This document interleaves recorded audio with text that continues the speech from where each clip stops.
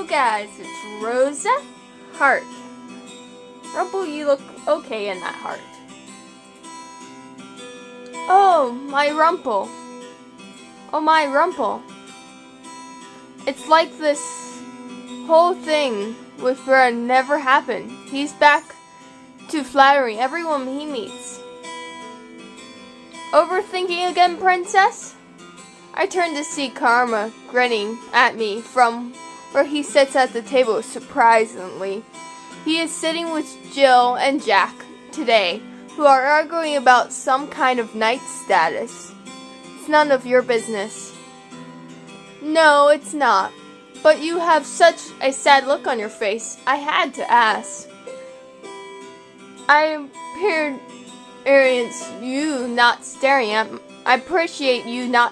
my face. I do not need to stare to see that you are in distress. I turn on my heels and begin to walk away, infuriated. Even when I am along other people, it is impossible to forget the I had with conversation with Perfio and Dolores. Hovers at the back of my mind. We have not spoke again since then, yet even now, I am still taking in what they told me before. My mother, the Terran Baron, and me, a witch. The reason others have always feared me is because of my blood. I sprout a sigh and I attempt to return to my work. As days go by, I've noticed myself become more and more agitated. Half of it's the reason in history lessons, and the other half is Rumple flirting with other women. Oh! How can he just snap his fingers and get over Brian so quickly? If he flatters every woman, does that mean he does not really mean the things he says to me? I gather the plates off the counters, them on a tray, and take them to customers. Today, everything feels magnificent.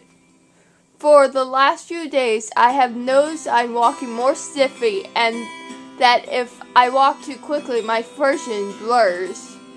Probably because of my overdue thinking. I stumble as I begin to tree to a familiar customer. The man looked at me and asked if I am okay, and I mumbled that I am before walking off. The Baron comes back. What is wrong with me? I look over at Rumple, who is at a table with two girls because his shift is over. Rather than blowing over on the inside, I feel myself getting warmer on the outside. My skin feels clammy. I have to force myself to take a breath as I get the next round of orders. My last order of the day is one of the girls at Rumple's tables. I do not want to go over there. I start carrying the tray towards the table, biting down on my lip as the swim comes into my step. As I draw closer, I notice Rumple and the girls laughing about something. I grind my teeth and pause in front of them and lay down the tray. This isn't mine, it's my friend's. Yes, I was the one who ordered the soup. The two stare at me. Instead of handing the soup off, they wait for me to move the bowl. But before I can reach over and move it, Rumple slides it over to the other girl herself. For a few moments, they're in front of a scrawl on his face. How are you doing today, my sweet princess? When I think about speaking, the words catch flattery in my throat. I turn to walk off. Princess? She is cold as ice. The title of Vice President definitely suits her. How can you done on her, Rumple? In the hum of my mind, I feel angry. I quickly turn around so quickly I made myself stumble. I feel myself on the edge of falling, but something stopped me. Warm hands reach out to grab mine before I can. Through the dizziness, I can see Rumple standing up in front of me. Princess, look at me. He puts his hand under my chin and angles my head so I can see him better. The expression on his face is suddenly serious. He looked at me for a few moments before placing a hand on my forehead. Princess, you have a fever. A real high fever, actually. You should go to your room and rest. I'll drop by with some medicine in a few minutes after I say goodbye to these ladies. I am fine. My voice becomes hoarse. Trying to clear my throat only makes me feel more miserable. Princess, you are not fine. You look like you're about to collapse. I will not collapse. I am stronger than that. Mother taught me how to be strong. Mother, my thoughts become scrambled. Once again, my mind wanders, but this time I cannot keep myself steady as I try to walk. Putting one foot in front of the other proves to be too difficult, and once again I feel myself starting to scramble. Then I feel warm, this time arms instead of hands. Sweet like princess. What am I going to do with you? Before I can understand what is happening, I am lifted off my feet. I am feeling forward my back and another sport my brain to cover my knees. Warm, such a nice warmth. You really are stubborn, aren't you, princess? I guess I just have to carry you up myself. My body is so weak anyway. Even if I wanted to struggle, I do not be able to. I slowly lay my head against his chest. Princess, you're concerned that you need help? No. Still so stubborn? This is a mumble behind him. That probably because belongs to the girls. Rumple responds to them in a low voice. Stubborn she may be, but my sweet princess is stronger than any other woman I have ever known. So warm. But not as warm as you are right now, princess. Oops. I didn't mean to say that out loud, Rumple. That was supposed to say in my voice. His voice slowly becomes to fade out as I close my eyes. For the time being, I stopped caring about everything else around me. I forgot about Mother, about what DeLorean peripheral, about the crystal and the mansion. I have focused on Rumple. It is so selfish to want to be the only person held like this by him, even when he has engagement to someone else before. Sharing slowly reaches up to calm me. Darkness in with warmth. It is the last moment I see as Rumple smiles at me. Mother, I have to tell you a fairy tale that the children read to me today. Rose, what did I tell you about fairy tales? But you was a princess, just like me. She found her prince charming, and fairy tales are not real. But they made really good stories, Mother. They are false stories. Do you really think it would be so easy to live happy ever after? No, but fairy tales make things black and white. Real life is full of grays. Black and white? Good and evil. No one is totally evil. No one is totally good. Even princesses are not completely just. So princesses and princess can be bad? Rose, everyone has darkness in them. Princes that throw themselves into danger are not selfless. They seek wealth, fame, and power. You see, fairy tales are lies because no one is selfish.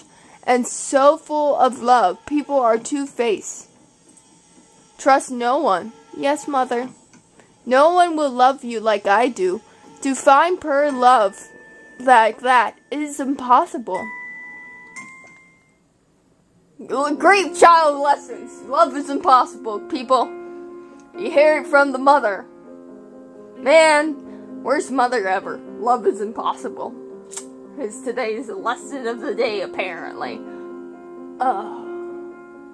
This is why I do not like her mother. And I will never like her mother. With all the things she tosses at my side, I will never be into her. Be her a child of things. I slowly blink my eyes open. For a few moments, the room is blurry, and there is nothing but vague colors before my eyes. My eyes feel heavy, my throat scratching. I stifle a cough as I blink back tears. And even through my tears, I notice a slight motion. Rumple is lying in a chair in front of my bed, his head lowered to his side. His eyes are closed. He mumbles something in his sleep and then shifts. What is he doing? I notice a notebook on his lap. And what is that journal? I slowly slide my hand out of covering to reach across my bed. Right as my fingers were about to brush the covers, Rumple's hand suddenly falls on mine. Looks like you are feeling better. He pulls his hand away with the book before carefully setting my hand back on the cover. At least you feel better. How do you feel? Better? Rumple looks tired, but his smile is still there. Oh, I wouldn't believe it until I see it. You just said I look better. That's my own assumptions, but you, my sweet princess, don't sound very convinced. My throat is still a little sore. I think if I stand up, I will fall over. Why do you look surprised? You would naturally never admit to such a thing, would you? You still mostly deathly sick. Rumple leans forward to put a hand on my forehead. His hand is cool on my hot skin. My eyes lock as he tends to my treatment. After a few moments, he feels putting his eyes from me and sits back in his chair. Your temperature is down, but you definitely need the rest, princess. You should go back to sleep. And what? Will you just sit there and watch me? The words came out kindly than I meant them to be. For a few moments, Rumple looked surprised, then he laughed. Princess, I haven't just been staring at you. I've been writing in my journal, too. You have such a scary look on your face. None of that is affected, but I think your smile are much better. I sigh and close my eyes for a few moments.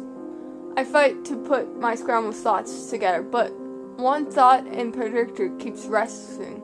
For some reason, I cannot help but remember the side woman standing beside Rumple, staring at me. I open my eyes and look at Rumple. Those women from earlier.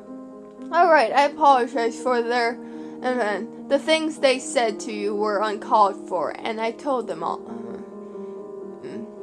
You flattered with women that all the time, but why? Why are you not even good people? They are not even good people. Not good people. But well, I suppose they act different when you're not there. Princess Rose, you are blind to their jealousy, aren't you? They are jealous of me? Why? My mind turns over when they could possibly be jealous about me. As eyes fall on Rumple, I remember the way he defended me to the women. It is because you are my partner. It's a lot more than that. It's your grace, the noble way you carry yourself. They would never think I have those quarrels. But where else would they jealous still stem them from? They are just jealous that I take your attention away from them. Princess, I think even if they are nice people, I do not see how you can flirt with them when you just recorded in love with someone else. Normally I would stop talking, but the words continued coming out of my mouth. I do not understand how someone like you, who had a fiancé, could be flirting with girls. How can you love someone if all you do is flirt with other girls? Flattering is one thing, but you cannot just flatter every girl. Why are you still smiling at me? I may not remember a lot of things, Princess, but I know for certain that whatever feelings I had for Bren vanished a long time ago. The good ones, at least. Rumple. The words back apart, I start coughing. Don't rival yourself up over this, princess. Please, rest. I slowly lean back in my pillow with my eyes half closed. Why do I even care about Rumpel? Why does it bother me that he flirts with other girls? I am so blind to this. This is his business. Rumpel pulls the covers closer to my chin and smiles. Just because I flatter other women, that doesn't mean I can't love someone. You always say someone had stole your heart, but your heart cannot belong to everyone. Yet you tell me you always speak the truth. Maybe that is itself is a little white lie, just some harmless dramas. But most girls know that I'm being dramatic, princess. They do not take my words so serious, even if I do not mean my compliments. He stares at me for a few moments, thoughtful. Does it bother you so much that I compliment other girls? Of course not. Though it will be difficult to hold my tongue, I will do it for you, princess, so don't worry. Why would he do something like that for me? My eyes are suddenly so heavy, I had no choice but to close them as I let a deep sigh. My head is beginning to hurt again. Behind my closed lids, I can hear a soft shift as Rumpel moves in his chair. Right before I fall back into the darkness of sleep, I feel something warm, soft on my forehead. Rumpel? A goodnight kiss. His words are quiet, and I can hear only just a brief making them out. I cannot think on them, because the pull of sleep is too much tempting. I wonder how I got sick. It takes a while, but after several days, Rumpel finally allows me to go back to work. I cannot remember much of what happened when he was watching over me, especially the first day. It's all a bit blurred now, like it was all just a dream. Princess, back up on your feet. Yes, I am fine now. Oh, what a relief. Last time I saw you, you looked quite pale. When? I dropped in to check on you in your room, but Rumpel was there. He told me everything was under control. When did you check on me? Because I was worried of you, of course. Maybe you've been working too hard. No, I'm fine. Just tell me what things need to be done. Are you sure you're okay? I would be skeptical too. Are you okay, princess? Are you sure? She's fine, Anne. Dolores suddenly appears before me, smirking. The princess is stunning and a little too stubborn to let a little sickness get her down. I have no spunk with Dolores or Percival since the night they decided to tell me about Mother. Just thinking about what they told me, it puts me on edge. Princess, why the sour expression? Allow me to calm you with a little lullaby. Excuse me. Twinkle, twinkle, little star, how I wonder what you are. And give me those work orders now. Up above a world so high. And the tables on the west sides are yours, Princess Rose. I quickly walk away from the bar and catch only the last little bit of Dolores' song. Like a diamond in the sky. She sings that the night I was cursed. Hearing her sing it again is infuriating. The song slowly fades from my mind. I go about my work for the day. I'm still a little shaken on my feet, but not so much that I need to go back to bed. As I walk around the bar, I catch a scent of conversation as I serve food. I hear the king has been having arrangements between his two advisors. And midst of man, he reminds me of a snake, always smiling the lively smile of his. The one and Archer appears that they have been no end to their scrabblings. The king misses his monthly visit to town today, didn't he? I wonder if he's sick. There be no words from the palace, but I suppose he must have come down with something.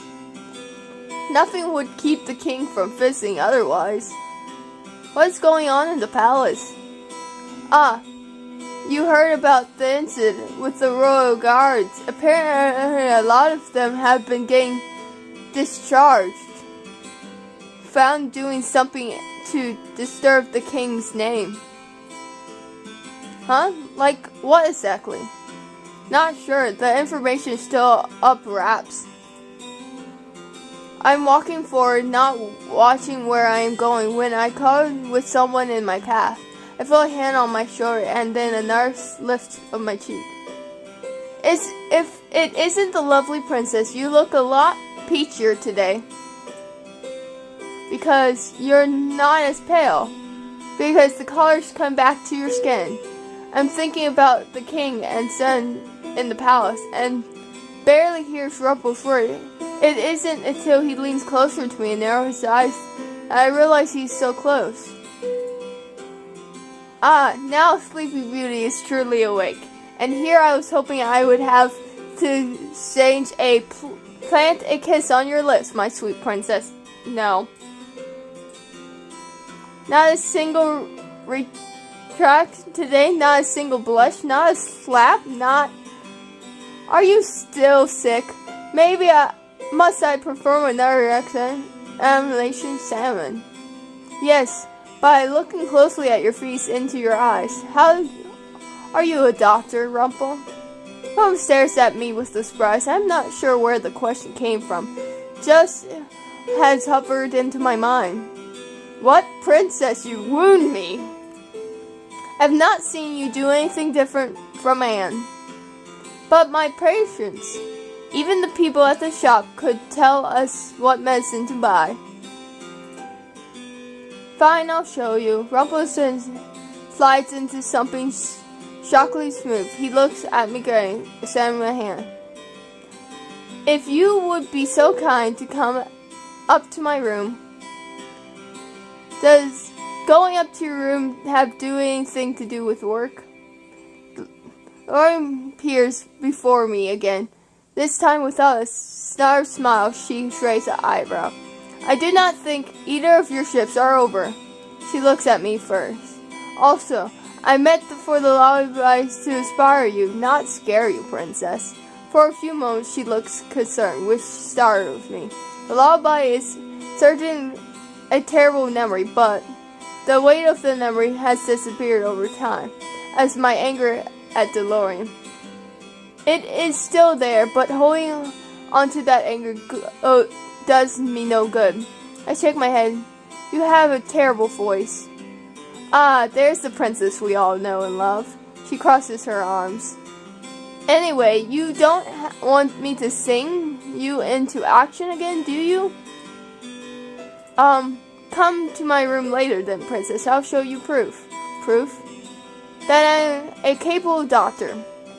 Rumpel walks off, leaving me with DeLorean, who looks at me sharply for a few moments. Something on your mind, princess? There are many conversations I've heard earlier, so many questions that I have. Why I do not want to speak with DeLorean. I may ask her about something she might know. I overheard rumors about the palace. Did you know? We still haven't confessed those rumors yet. Look, princess, I know it's not in your nature to trust people, but trust Perfiel and me at least. We let you know if something is up. I am back to work. When I spend a few hours searching for more information, unfortunately everything I heard is just spouted. Good work today, Rose. Has Rumpel left? I think he went up to his room earlier. Thank you. And looked at me curiously. What? You and Rumpel have grown a lot closer, haven't you? Well, we are partners. But in the beginning, you didn't even want to be his partner. And now you two are friends. Friends? If Rumpel considered me as a friend, that should make me happy, but for some reason it It makes me feel empty inside. Why? What else could we be besides friends? My cheeks feel warm as I try to think beyond the idea of being friends with Rumple. I'm happy the two of you are getting along. And I need to go. I told him I would meet him for something tonight. Oh, okay. Sorry for holding you up. And scrambles off, leaving me by myself. I stand there for a few moments and attempt to still my thoughts, and I then make my way to Rumple's room.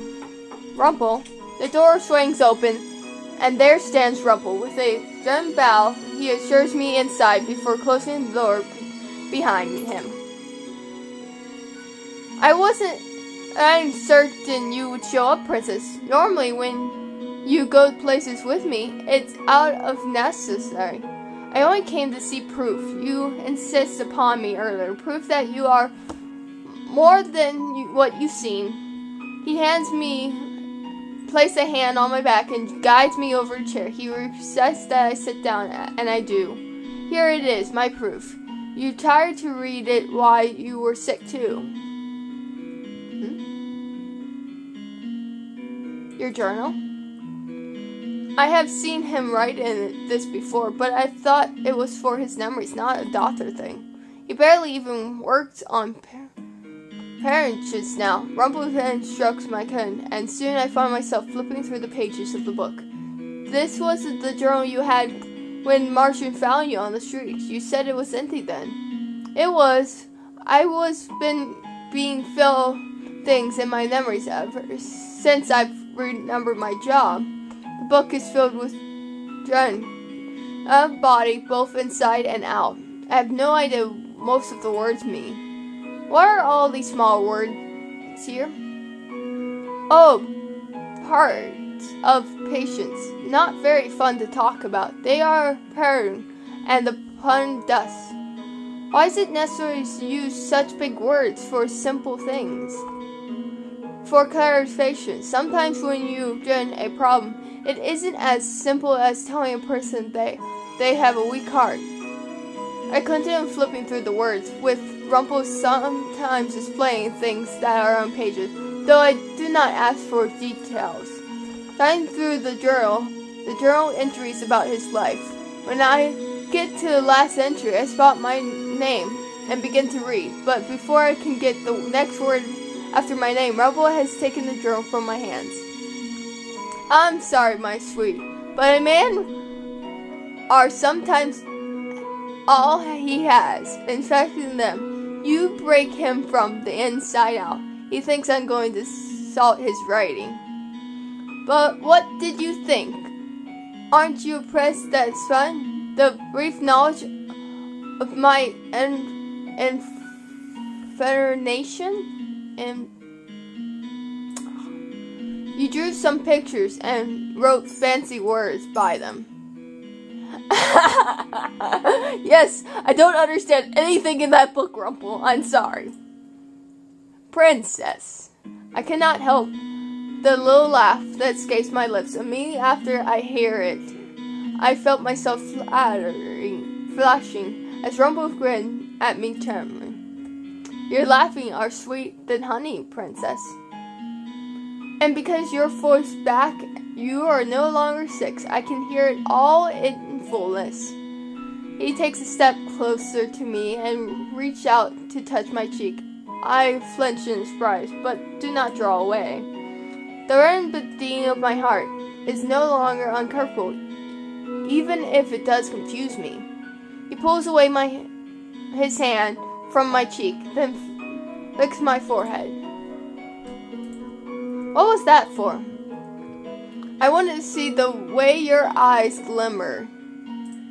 You looked oddly firm there for a few moments. I opened my mouth to speak again, but Rumple supplied me by setting a finger on my lips. He inched closer to me, so close that I could feel my breath on my cheeks. But even when you don't speak, your eyes speak for you. You have beautiful eyes, you know. Does he ever truly mean his compliments? I know he speaks about them mean everything that he says, but I couldn't stare at him. I do not look away even once, though I do feel a straight line running through me when someone gaze at me. Feisty as always, he removes his finger but does not step back. We're so close I can feel his breathing. Feisty, you never back down from anything. Always putting up a wall. That's what His words flattered, and then he simply stopped when he was saying. He looked at me. He clears his voice and then speaks again. In any case, it's so nice to have you back, Princess. I missed you while you were sleeping day in and out. He missed me? But you have friends all over the Martian. Yes, but none of them are you. You're special. My heart plunges like a rock. I can feel it everywhere in my body, rumbling from a place that does not feel like my chest. He lowers his face so that the two of us seem to eye. I forgot to breathe as his hands go to my shoulders. Princess, yes? I am sharp as I get a better look at Rumple's face. Up until now, I haven't not stopped to look closely at his features, but now I cannot stop my eyes from taking them in. Whenever you are sick again, I'll be there to help because I am a doctor, even if you might not believe it. All you ever really need is a little vitamin D. Okay, I'm going to give you points on that one, Rumple. I will give you points on that. A little vitamin me. I think it's supposed to be vitamin A or B. Not me. What's vitamin me? Tell me, Rumple. I want to know. In one parent moment, every single bit of injury that had been between us vanished. I stare blankly at Rumple as he smiles at me. Oh, I have a face of... I am going to kill you now. Roar. No? I thought that one was actually good too. I'm with you, Rumple, but apparently the other me's not. Rumple pulls his hand away from me, defeated. I suddenly feel straightly upset. What was I expecting from him? Who else could have he had said? Suddenly I am eager to look away from him. But at him, a finch of my eyes fall on a piece of paper. I recognize the name printed on top, along with Rumple's signature, and Rizwan laying next to it. Rumple moves to stand in front of the desk once more. You are still writing to Brown. I sent her a letter asking for my old journals. I confessed that where the last of my memories are, but she refuses to give them to me.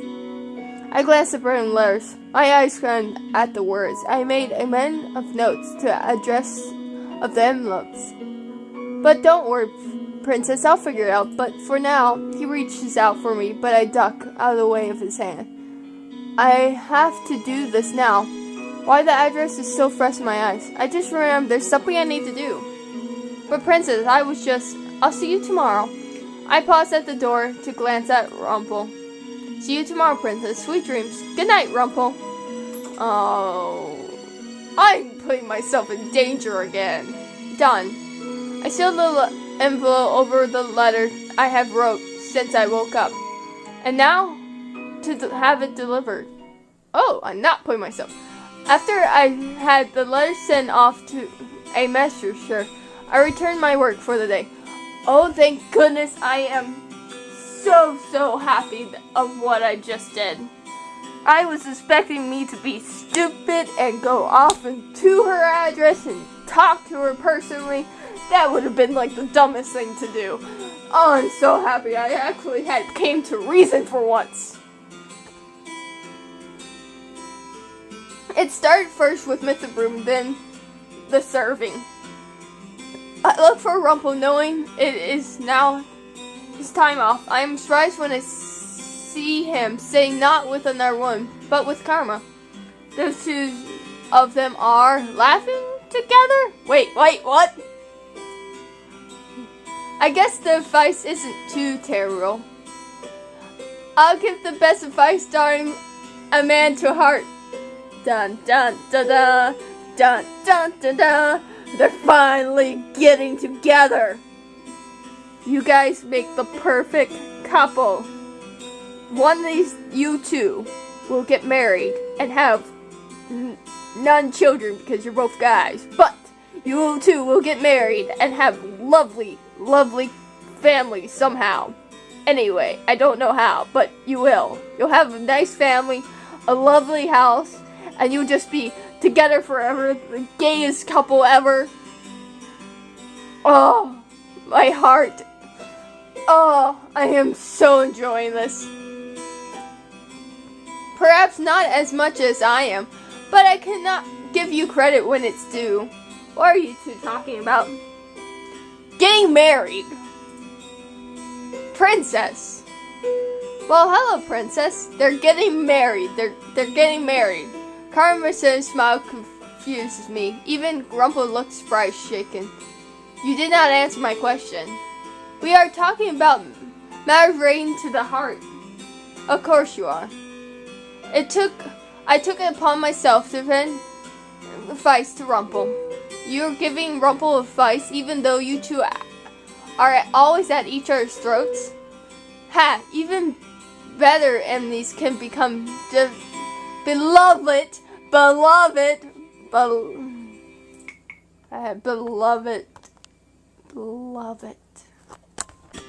It says beloved friends. Let's take the word out, friends. Beloveds. All in to take sweet interest share. Oh no, it's beloveds. Oh, yes. Yes, my couple. Ship on that sail. You have shipped. It has finally shipped. I have no idea what you two are talking about. That is fine. They are getting married. But before I can say anything else, I was swooped up by DeLorean, who called me back to work. Have fun on your wedding. I'll be there. I promise. The days go on, and soon it's almost my break. I go back to the front to see the message had returned. Oh, princess, there's a letter here for you. I did not expect a response. I opened it and stared down at the letter for a long time. Writing love letters to a secret lover, princess? Rubble appears behind me. His smile usually small. He almost hesitates to stand there. It's not important. I shoved the letter in my pocket and continue working. For the rest of the day, I ignore Rumple. I do not want him asking about this letter, just in case things do not go according to plan. He is obviously done by my ignoring him, as his sadness only parent making me feel guilty. This is not something he can know about, otherwise he will try to stop me. Yeah, he probably would. Almost everyone has gone to their rooms, including a very sad Rumple. The only people remain is Alice and myself. Earlier, Walton came in interested that he speaks to DeLorean Profile, and the three of them are off talking in another room. Curious getting the better of me, and soon I find myself sweeping close the door. I edge it open quickly with a foot so I can see what is happened inside. I didn't think he was still alive. This is very troubling. He must have used a glamour. But the fact that I don't recognize it was him if the princess I spot creeping through the door. I tried to hide, but all three of them catch me before I so. Do you eavesdrop on people often, Rose? I have no reason to eavesdrop on them besides my own curiosities. It's no harm done, DeLorean. Rose, you are almost done with your chores. Ever since the conversation with DeLorean, Perfule and Gloria, I've noticed that the two Perfule and I speak each other are staring. DeLorean, however, is unchanged. I expect some advice from her now, but she does not deliver. She simply stands still, looking at me sober. I am. And what are you two all talking about? Hiding more things from me? We are talking about the rumors that have been going around the palace. What have you heard? I have the right to know what is happening at the palace. We would have told you if we were certain, Princess. Alton sighs as he ran through her hand. I know the time does not seem right, but I really should show myself out. I have a show earlier morning tomorrow. I glance around all of us. I'm going to excuse myself for a night. Good night, everyone. As he passed by me, he smiles. And you too, Princess.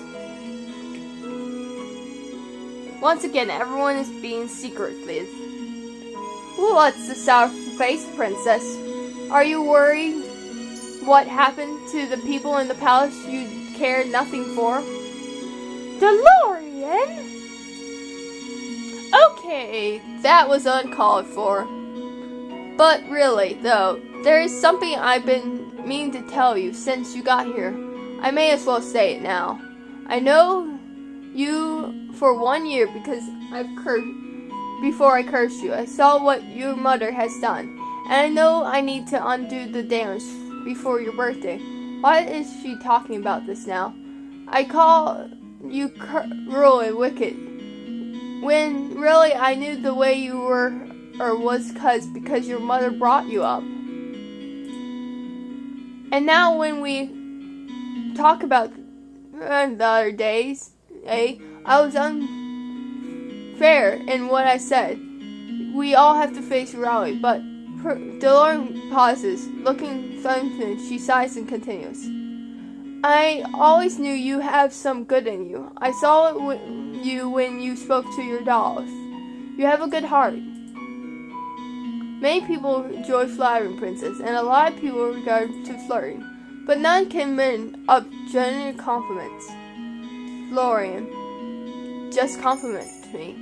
Of all people, I did not expect DeLorean to compliment me. Not when she made a point of all things telling me blunt truth. Thank you. There's no shock of peripheral or Dora's face. They just smile at me. I begin to think you and DeLorean are alike. You both stubborn and you both good, and you hide behind scabbers. Hey, Rose, I am nothing like her. I feel lighter somehow. I do not know if I've forgiven DeLorean just yet, but her cureness me has led me many things I did not have before. I owe her nothing, but I am still happy, even if the truth hurts. Oh, what is this? My lovely princess is here with you two? Ah, Rumple, you're early tonight. Surprised to see me, beautiful? Rumple's easy agitation is gone. He looks with me unburning excitement. I heard the princess thank you for it. The words are always much beautiful when leave from her mouth. So you were also eavesdropping. You two are very alike. Not at all. Rumple leads toward me and smiles. My dream is to one day hear those words from you too, because you say them as gentle as the wind. If you were here to talk to Peripheral about medicine, then I'm out. Rose, you should leave too. Well then, sleep well, beautiful maidens. I quickly finished my chores and returned to my room, where I lay on my bed comforting tomorrow. I cannot believe Brian wrote back to me. Tomorrow I will meet with her and hope she will agree to give me his journals. I hope this works, for Rumple's sake. Man, didn't even read the letter to me.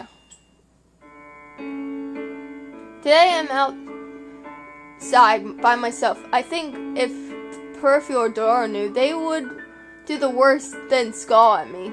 I shift uncomfortably as I sit the little cafe Bryn told me to wait for her at. A part of me already couldn't that she will not come. When I wrote her the letter asking for Rumple's journals, she responded so easily. I was a little surprised, but this is really the only chance I have. The only chance you have with what? Bryn appears in front of me, not looking unpleased, but not smiling. Nothing. I did not like her, but I will have to play nice. I want to get Rumple's journals back. Thank you for meeting me out here. Rose takes a seat, her expression still flat. You asked me in your letters why I refused to speak Rumple, and then you told me you wanted to meet with me to find out why. You want the journals too, don't you? She reached in her bags and pulled a few journals. I assume they're Rumple's. So she does have them with them. I knew it in your eyes. I must seem the villain, but I'm not the only one at fault in our relationship. Years ago, when I met Rumple, he was as he is now. Flying, charming, over the top, and yet his compliments still made my heart soar. His compliments may be some, but Rumple is far from it. I penned him after 4 years. He was learning medicine, and I was studying to take over my mother's sewing shop. In the first years that I knew him, Rumple always complimented my work, even though it's nothing special, since we do trades-offs. When we started dating, he offered me flowers and trinkets, and in shades I would sew him some attention of clothes. I can see he still wears the scarf that I made him. The scarf was from Brun. We fell in love. Rumple became a changed man. More serious, he became a doctor. I opened a shop. We were supposed to have a fairy tale ending, but her expression left her face as she went down at the table. We saw in each other ideas what that did insist. Love can be shallow or it can be deep. I felt our love was deep, but in truth, I only ever knew the very sun of Rumple, the surface. I saw his kindness, his charm, and his drive to do what was right. But then, as time went on, I also saw what that means. The world is a place where only the strong thrive. People are kind, but they take advantage of those who are too caring. Those sound like mother words. I shuddered at the thought of mother printing the same kind of lies in me. It is the reason why of looking at the world, but also stern and cloudy, that it's impossible to see any light within. Rumple helped a lot of people. Many of them were wonderful people, and I always happy to see him do so much. But then he started putting others above himself, and because we live together, that means me as well. Maybe it sounds pretty to you, but no one wants to live in poverty. I look at her schedule. In the back of my mind, I remember the kind of luxury of money, much money, and I then realized of living poor on streets and flesh. We had a house and we had a responsibility, but Rumple refused money most of the time. He helped a lot of poor people, but he also dried out all our wallets. And whenever I brought it up to him, he would smile as if that could just get rid of all of our problems. He made a name of himself as a doctor who helped the poor for mindless money, sometimes for free. And even when I told him we need more money, he put others first. He was so selfish that he became selfish. And I told him before that he should have saved the money that he needed. So selfless, he became selfish. I had to go back behind his back to find payment. What I was making wasn't enough. So I went to find his parents and tried to ask for payment. I became almost like a beggar. Can you imagine the humility? Rumple put his patience before Bray. I was good, he didn't love me, and that my love yearned for him. Our relationship became straight. Lauren goes on explaining the events of what happened between her and Noble. Though he was one of Rumple's patients, and when she went to ask him for the money he had offered, the two of them became intimate. But it was short-lived, and when the noble left her behind, Bren had to deal with the sudden responsibility. I wanted to make it up to Rumple. I thought I could show him this relation, maybe even start over and teach him what was right, but that is not my place. She sighs deep and then gesture at me. I share the blame and all of this too, but so does Rumple. That's why I have decided to let this all go. Whatever he does now, you will have to deal with, because you're his partner, right? Fred hands the bag of journals to me. Don't look so surprised. You came here for these, not to listen to me. I thought on it last night. I have no reason to keep them around when they just continue making me bitter. I'll have to replay myself for a while. But that's fine. Sometimes it's easier to keep yourself than trusting others. She moves to stand up, but I surprise myself by reaching out to grab her hand. Bray, I don't need your pity. I thought the same thing. What? I still think the same thing. It's so much easier to close off the world. It's so much easier to trust no one but yourself, but it should also be a balance. That is what Rumple has taught me. And I want to teach him how to have balance too. You fall for his kindness the same way I did. You fell in love with him, even though you told yourself he was shallow and uncertain. My heart thumps once loudly in my chest. Love? I can read it right off your face. I know how it feels, but don't get wrapped up in an idea, little girl. This is my warning. If you can help him, actually help him, then you meant to be together. But otherwise, trust Rumple might only break your heart. I'm not a little girl. I know how to be my words trail off. I look at her helpless, but Brennan surprised me by speaking up quietly. Thank you for listening to me. She pulls her hand away from me and slowly smiles. It's the first honest smile I've seen on her face.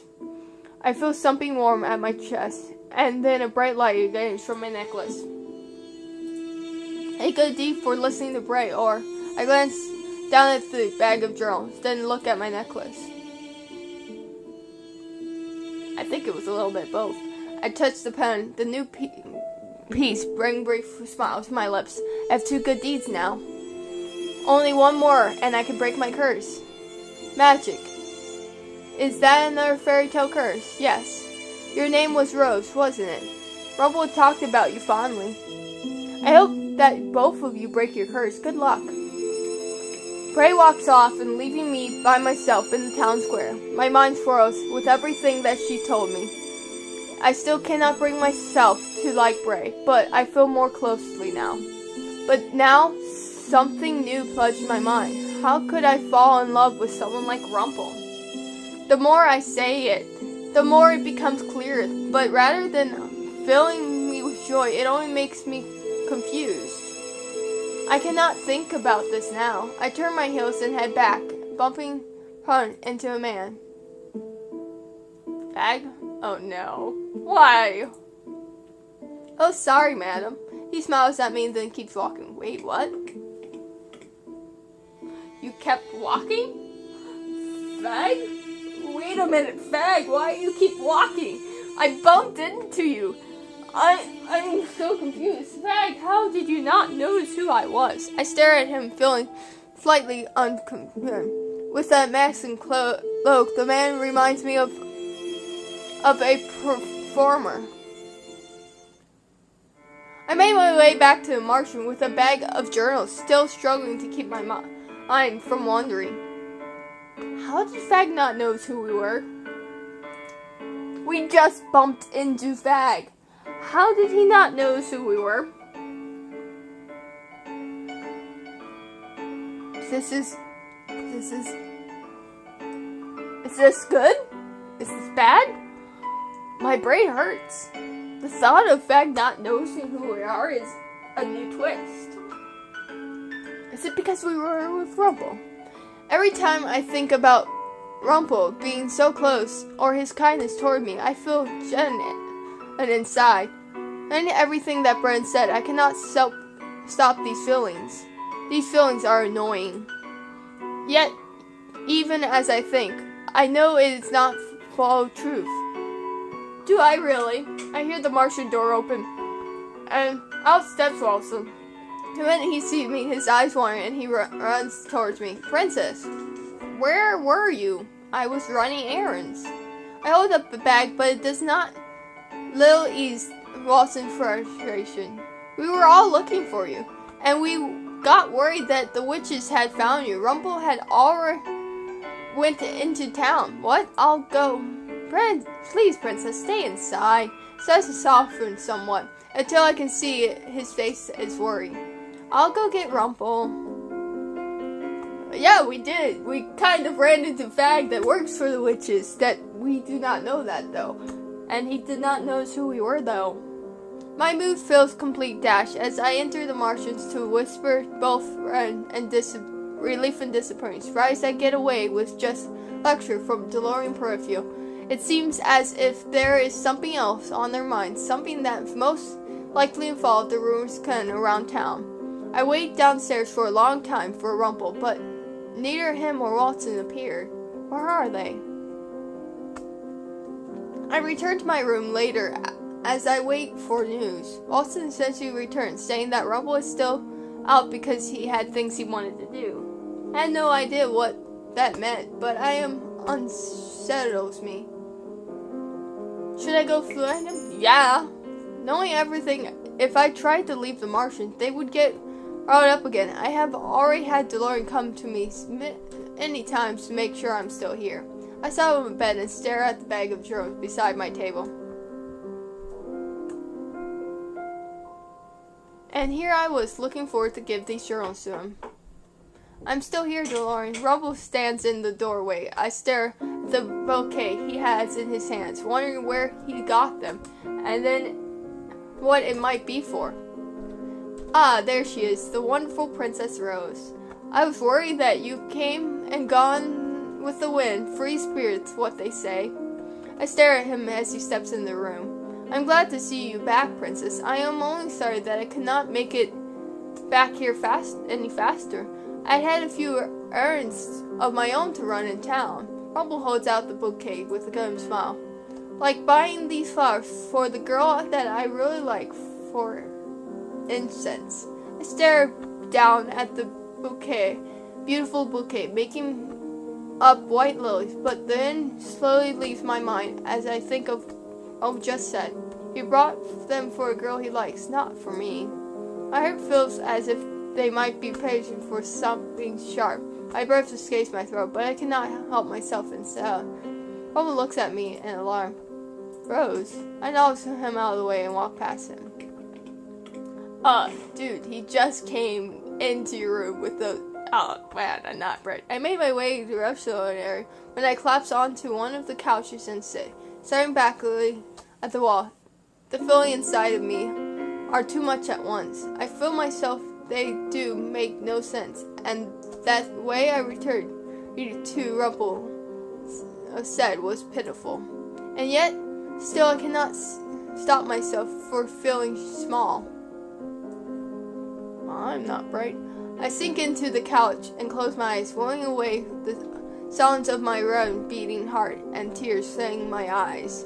I am not weak. I will not cry. Mother told me, but the thought of Mother made me tear worse. And soon I sink even farther into the couch, trying to hide my turned face. Mother, Bray, they are both the same thing. They both see the bad people, and I too have seen the bad in them. When I was on the streets, no one else showed me kindness. People will never show you kindness unless there is something for them. They will never. I feel something warm as the arms wrap around me. I realize the sentiment, the warmth, the comfort. It's all comfort, so smooth. It must have been the worst I must have been the worst person in the world to make a beautiful lady to cry and sin. I must atone for. The light shifts, but I do not pull away. I listen to the sound of his heartbeat against my ears. Slowly but surely, my crying dies away. My eyes are sore, but by the time I finally manage to still the tears, I feel drowsily upon me. like a blanket, but I do not fall asleep. Slowly I pry myself from his arms, holding me. Hello, my love. I messed up again, didn't I? I did not see the bouquet in his hand, but a journal, one of the journals I brought from Bray. You are capable of a lot more good than I am. Just look at this. I reached out and touched my necklace, glancing down at it.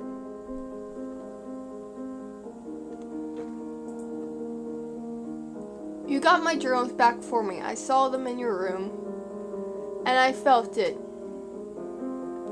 That this one was mostly dating, recent dating one. It's one of that I need to unlock my final memory. I gasped a second and include glass slipper around my necklace and breathe out softly.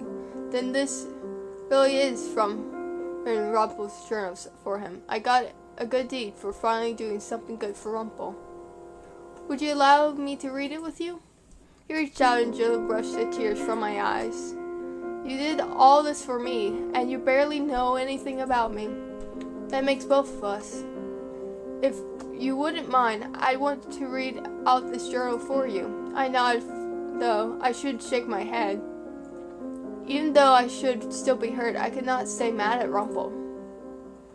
On the night I am a poor man, everything that is friend to me has been stolen away by the witch. Rumpel's voice catched in his tone as he shouted the words, as I look over his shoulder to the witch. He was already cursed when he wrote this, but I have no one to blame but myself. Brim told me before that I suffer from my selfishness, and so I find myself here.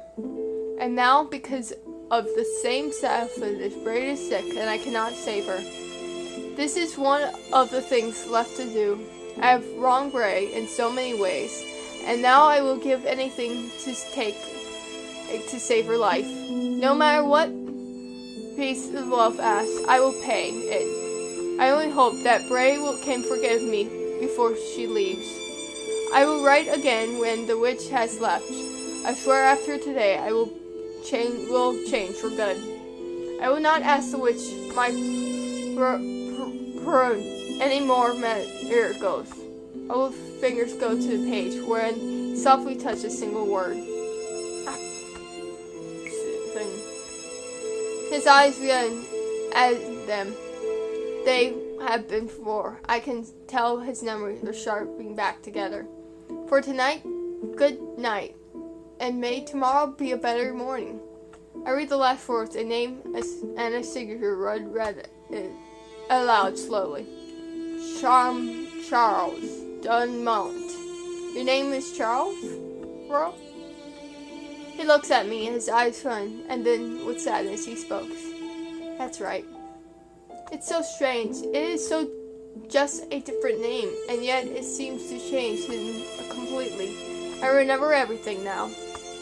I was given the Rumpel salesman shirt because I spelled too much first. It was the boy. Then when in the market, I struck a deal with the woman to save him. A witch. Men just struck a deal with the woman, but a witch. I do not have the ability to heal. No one does, except for one pretty witch who calls herself the witch doctor. Witch doctor? Is something wrong? The name just sounds familiar. The witch doctor. And no wonder I recognized the name, but yes, it was her. She promised she would heal the boy, but for the price, I would give her a family herb, my family's scope. Next was the noble. I could not help him, so he lays in bed, dying. The witch visits again, and I give her what she asked for. What did you give her? My engagement ring. Bray found out. She told me she'll never forgive me, and then she chased the noble to ask for the money we desperately needed, and, well, you know the rest. He gave away the thing that we priced to him to help those people. Bray got sick. I made the one last deal with the witch because I definitely wanted to save her life. But it wasn't until after she healed Bray that she told me what she wanted. She wanted your memories. I did not remember what happened exactly. I thought panicked because I suddenly lost my memories. I ran into this alley, bumping my head on something, falling on couches. And when I woke up here in the tram, I had no idea who I was or how I got cursed. I'm cutting expression growth more so. I did the curse after everything I've done. I was so selfish, maybe, but I hurt brave because I refused to see reality. I still deserve to be cursed, actually. But why? Because I am still selfish. Even having remembered everything that made me a bad person, I still desire something. Someone I shouldn't have. My heart punch again as he looks at me. I still want so badly to earn the first year with someone I don't deserve, because what am I other than a poor doctor? I am no knight in shining armor. I am no prince. He puts a hand on my cheek and leans closer. Then between us, closer, more seconds. But still, I keep dreaming, because his fingers crushed my cheeks, and suddenly I knew what he was going to say before he even said it. I love you. But I'm not. Whether you are Rumple or Churn, you are the same person. You do not need to be a knight or a prince. He accepts me for who I was, and he still does. Mother told me that humans are untrustworthy, but and smiles as he puts other hand on my back and pulls me closer. He smiles in general, so genuine, the same smile he's grown to love. Oh, we look so cute together, kind of. What words I have been meaning to say dies in my throat as the lean forward, putting his lips on mine. I feel more again than I ever felt before, but I also felt like I was flying. I set my hands on his cheeks, running my fingers into his shirt. I ran my fingers gently down my and of my neck. The kiss feels too short, yet I still breathless when Charles pulls away from me, just enough so I can see his eyes. I love you, my sweet princess, for your smile, your laugh, for the way you look out for other people. You are bold and ferocious, and you remember me of fireworks. You are beautiful inside and out. That warms my heart. A way makes me feel might be melting. You reach behind me and holds out a bouquet from earlier. These are for you. You like lilies, don't you? I take the bouquet from his hand and bring them to my nose. They have always been my favorite flower. How did you know? And grins at me, and it's the some smile that he must not had changed. The first time I gave you this white chocolate flower, your eyes lit up. I figured out that Charles was pretty before, but the bouquet in my hand felt like more meaningful now. Princess, I swear that I will try to change. For you. You should do it for yourself, too. Myself? You should spoil yourself more, too. You always give to others, but don't take for yourself. Now you know what you did. You can change things. If Bray can think so, I can. Bray? I went and spoke to her when I was in the town earlier, when I was given the bouquet as a gift for you. We had talked about moving on. I do not understand it fully, and I don't think she did either, but we both agreed that we should. So I'm going to change what I can, Princess, and I promise that I'm going to help you break your curse, just as you helped me break mine. All things I've done are for you. That's true. But you've done a lot of good things too, even if they may not be big enough to count for 3 good deeds. It just happens that your curse is very picky good things, even though I'm still hurt and said hurtful things. That's not. I the necklace at my necklace and thought, maybe Churn's right. Maybe I have changed, and there is a good chance. I sit close to Charles as the night goes on. He tells me a little bit about his past, and I tell him about mine. about Mother and the palace. The night is not for advice, just listening. And I remember what Charles told me. That listening can be just miserable as advice. The listening to others can help you understand them. And he was right.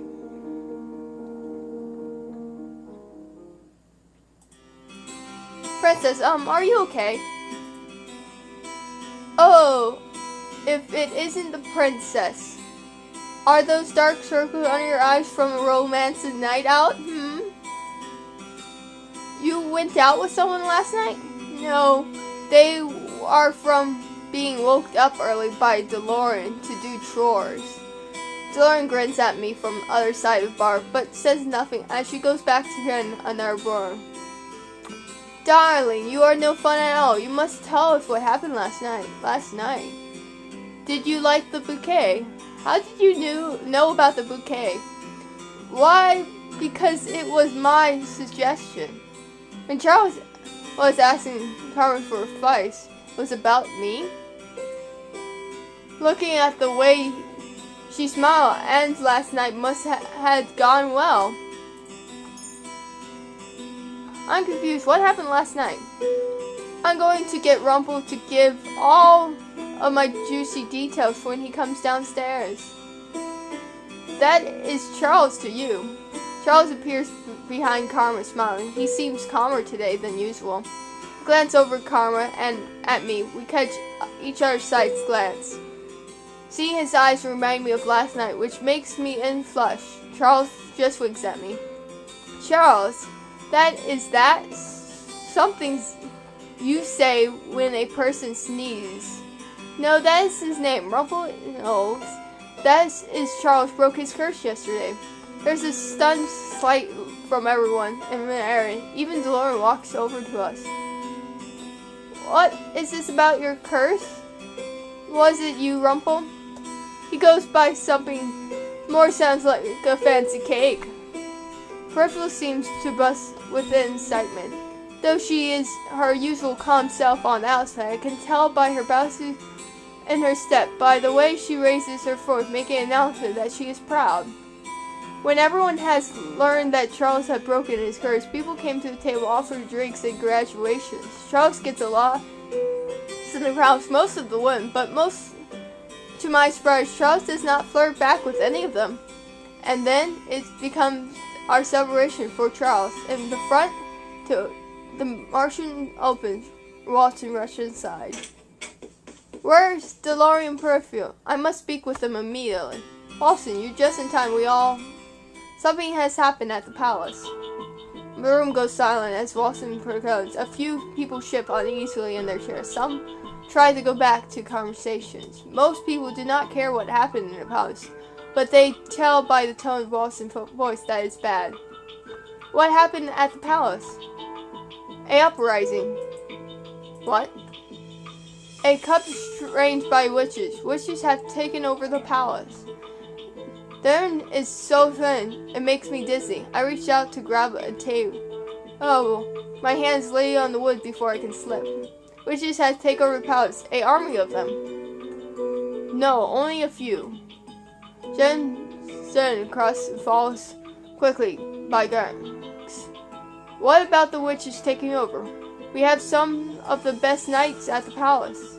There is no way witches could break in under the palace guards, unless they have someone inside helping them. Alistair. No, Myth. Who are we talking about? You know him as Mythal. He used a different name now. Sir Mythal, the king's advisor. He's a witch? There's no way Mythal is a witch. We would have known. Jack, he used a glamour. Everything Watson says suddenly gets thrown up in questions. Jack and Joe ask after question why others stare surround Watson to ask him what happened to the king and his children. I try to step closer to listen, but I cannot hear the fancy words in the room. Sir Mythal, I never trust him, but I could never thought he would be a witch. The room only quietly down when DeLorean Perfield came playing the conversation for everyone, giving Watson space. The Mythol brothers are all taken in the reserved room when Ralston stands at attention, waiting for the answers. He expects that he will look into rumors about Sir Mythol from only a few days ago, when he found out about the witches' uprising. Of a surprise attack on by Mythol, who led the witches through a secret entry in the palace, and was killed during the uprising. Many knights were injured and could been trained to clean hospitals around town. After his session, I feel even worse I did in the main room. I was staring at Walton at loss of words. What about Friss? Friss? Sir Alfred's son. Friss. He was my personal knight. If Sir Alfred was killed during the uprising, where did they put Friss? Was he working with Sir Alan or with Sir Mythols? Did he escape? I'm sorry, Princess. I haven't heard anything about a knight named Friss. Was he killed? The thought makes my heart pound. No, he's not killed. He's still around. No, Friss could not possibly be dead. I could not believe that he is still alive. I feel Charles' hand on my shoulders briefly before it slides off. Are any of the king's knights remain in the palace? If they are, they either been forced to turn against the king or they've been killed. Is Sir Mythol sitting on the throne?